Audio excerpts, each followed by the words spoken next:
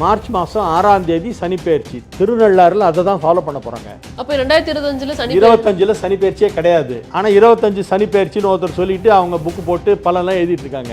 சுயலாபத்துக்காக சில பேர் சனி பெயர்ச்சி இந்த வருடம் இல்லை அடுத்த வருடம் தான் அப்படின்னு பதிவு செஞ்சுருக்காங்க. சனி பெயர்ச்சி இந்த வருடமா அடுத்த வருடமா? எது சரி?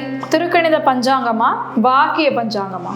புராதன கோவில்களில் அடுத்த வருடம் தான் சனி பெயர்ச்சிக்குண்டான பூஜை முறைகள் கடைபிடிக்கப்படும்னு சொல்லியிருக்காங்க.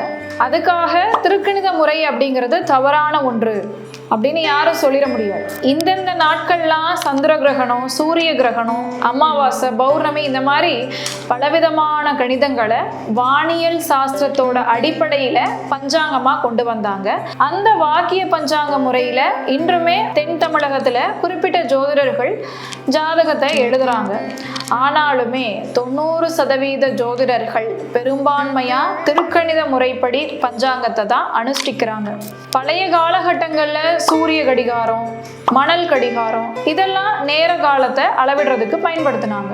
ஆனா இந்த காலத்துல அறிவியல் வளர்ச்சியால நொடி பொழுது கூட துல்லியமா அளவிடுற நவீன கடிகாரங்கள் வந்துருச்சு. அதுக்காக பழைய முறை தவறுன்னு நம்ம சொல்லிட முடியாது. அறிவியல் வளர்ச்சிங்கிறது மறுக்க முடியாத ஒண்ணா இருக்கு.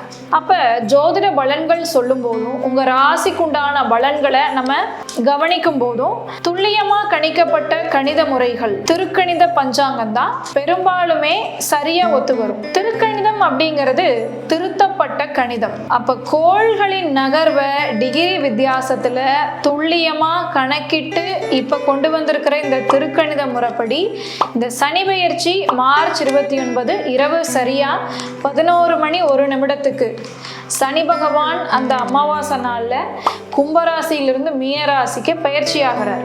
இப்ப இந்த சனி பெயர்ச்சியை மக்களாகிய நாம் நம்மளுடைய வாழ்க்கை நடைமுறையில சோதனை பண்ணி எது சரியா இருக்கு அப்படிங்கிறத இந்த பதிவுல தாராளமா கமெண்ட் செய்யலாம்.